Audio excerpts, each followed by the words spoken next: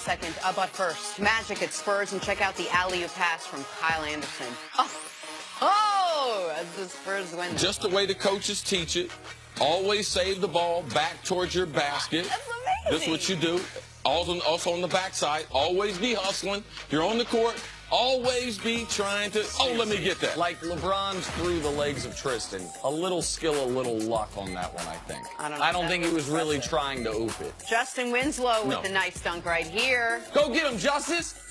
This was a guy who I foolishly thought was going to be one of the 2 best players coming out of his draft class. Where are all the people in Miami? Why ain't they at the game? Good point. They're not there. Look at that. They're not there. Look at those seats. Late arriving crowd in Miami. Late arriving. Bad traffic. All right. Go get him, Justice. He was a great high school player in Houston. A great high school player. Blazers and Lakers. It doesn't rhyme. Shabazz Napier making Tyler Enos sorry that he stood up today. Oh, that's the Shabazz LeBron expected when he called him his favorite player in the draft. And made the Heat draft him right before he left. Good job, Shabazz. I have never seen as many NBA players fall down. This year. The dribbling skills and shaking people up is at a premium. So get this. Right, left, crossy. Where you at now? Get off the ground. Did you see it? Was the defender wearing some Bobos? No, he don't have no shoe deal.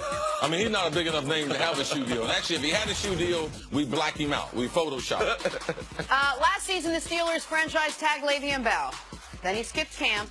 Then social media jumped all over him. Then he finally showed up and played a great season. So this year, the Steelers want to franchise him again, obviously. In a quote to ESPN.com, Bell said, "We are not coming to a number we both agree on. They are too low, or I guess they feel I'm too high. I'm playing for strictly my value to the team. That's what I'm asking. I don't think I should settle for anything less than what I am valued at." What do you think, CC? Would franchising Bell be a good move for the Steelers? I thought all along they were going to franchise him. I didn't think he would get the $14.5 or $15 million, given the dollars they already have allocated to Ben Roethlisberger and Antonio Brown as a wide receiver, the highest paid wide receiver. So I thought that they would franchise him. I didn't think he would compromise, so I thought we would be at this. When you look at the durability or the lack of durability of running backs in the NFL, it would be hard to sign a running back to a long-term contract. If you had the ability to franchise him, like this is the best case scenario for a franchise like Pittsburgh. So you're able to get him on a 1-year deal for 2 years. He's one of the best players in the league. They're going to pay him about $27 million over those 2 years. And the risk of signing a running back who, how many more years can he do this? Like, you have to put that in question.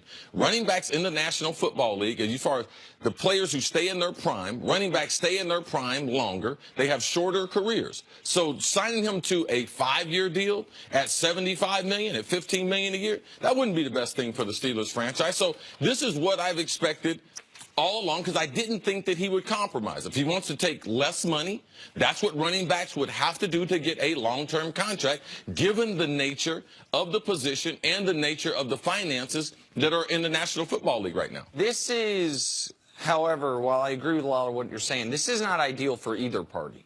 Because for L. Bell, he gets no security beyond this year for a position, like you said. It's a fungible position for a lot of teams. It is a position where you see players go from top of the league to, wait, what happened to him, a la what we saw with DeMarco Murray. Now, he did have a bit of a resurgence a couple years later.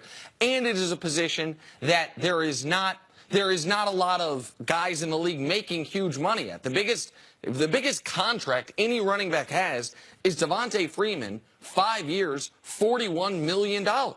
With $22 million guaranteed. The second biggest is LaShawn McCoy, 5 years, $40 million, with $18 million guaranteed. So that's why it's not. So the highest paid guys are making about $8 million right now. Exactly. He wants almost double that to play with Pittsburgh. He wants basically $15 million a year. He's going to get nearly $15 million this year, but it's on a 1-year deal. He wants it for a few years guaranteed. So, but the reason it's not ideal for Pittsburgh either is if he does have another great year, if he does stay healthy, what franchising him this year guarantees is they can't franchise him next year. You're allowed to, but they never would. You never franchise a guy 3 years in a row. It gets too expensive. And then all of a sudden, your triple threat of Bell, Brown, Big Ben goes away, because you wouldn't think Le'Veon Bell is going to be in any position where he gives Pittsburgh some type of hometown discount, not after for 2 consecutive years he doesn't get the deal that he wants. I understand both entities' position here. L. Bell wants long-term security paid at the very top of the market, resetting the market, and the Steelers look at the history of the position and look at the fact, man, this guy had 400 carries last year, or 400 touches last year, pardon me. The history of guys that high of a workload, typically their production dips. So I understand why Pittsburgh would do this, and I understand why L. Bell would hold the line, but he's taking a risk, and they're taking a risk as well. There's also a risk that if you look ahead like you were doing, that both Brown and Roethlisberger stay healthy, and he puts together L. Bell a fantastic season. That's a lot that has to happen for the Steelers to come out sort of in the negative in this. Obviously, it seems like they're making the right choice. You're not a big fan of the franchise tag in general. I'm not a big fan of the franchise tag in general, just because I think it restricts, it obviously restricts movement of players. But I just think as a fan, I think free agency's fun. I think when you could say star players in the NFL, star quarterbacks, for example, one of the reasons we all knew Andrew Luck was going to re-sign with Indy before the injuries was because he was never going to actually be a free agent because of the franchise tag. So I'm not a huge fan of it as far as the way it restricts player movement. I understand why the Steelers would use it this way on him, and I understand why L. Bell wouldn't like it. Yeah, the franchise tag, it's been good for football. For one reason why, people look at the top salaries. If you're getting franchise, you're getting the average of the top 5 salaries at your position. So it still keeps the number high. The problem with L. Bell is the position that he plays. There's no one making $10 million. So unless he rushed for 2,000 yards 3 years in a row, he can't justify the payment of getting $15 million. Oh, I want to be paid outside my position. I want to be paid like a wide receiver.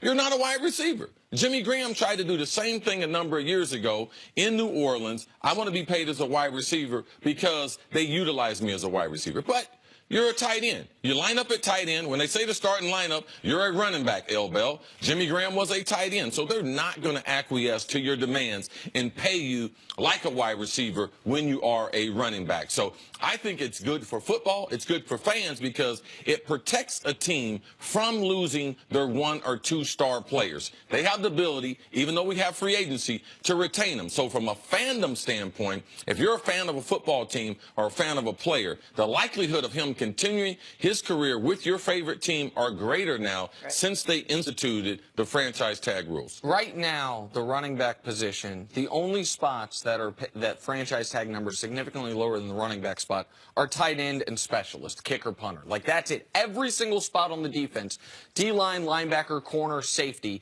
is paid equal to or greater than the running back position. Every spot on the offense other than the tight end. Now, I don't know where you feel in this. I think that's going to change. I think as we have guys like Ezekiel Elliott, Todd Gurley, those players hit their second contracts, the franchise tag number will catch up to running back all of a sudden being back in vogue in the league. Le'Veon Bell, if he gets another deal after this, could help change that. I believe there will be a couple players that will get that long-term contract, but it will not change running backs as far as, do we expect running backs to get paid $15 million? No. They're still going to be around $13 to $10 million at best. Most of them will be under the $10 million, and I believe that will continue because Ezekiel Elliott, he's 3 years from getting a contract. Todd Gurley, he's another 2 years from getting a contract. So what type of productivity will they have in those years?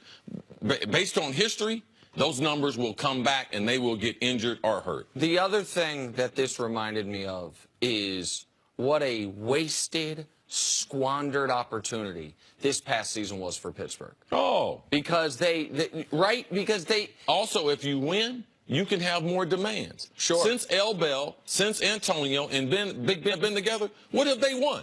They have nothing but disappointment in the playoffs, in the regular season. So when you go in there, when you haven't won a championship, you haven't defeated New England, like you aren't the top team in the AFC, it's hard to reach those contract demands. And so, but because they're now franchising him, it to me feels like the Triple Bs, this is their last run at it, this upcoming year. Like, it's hard to see a scenario where he's back the year after this. And so last year might have been their best opportunity. Last year might have been their best chance with all those guys healthy, nobody suspended.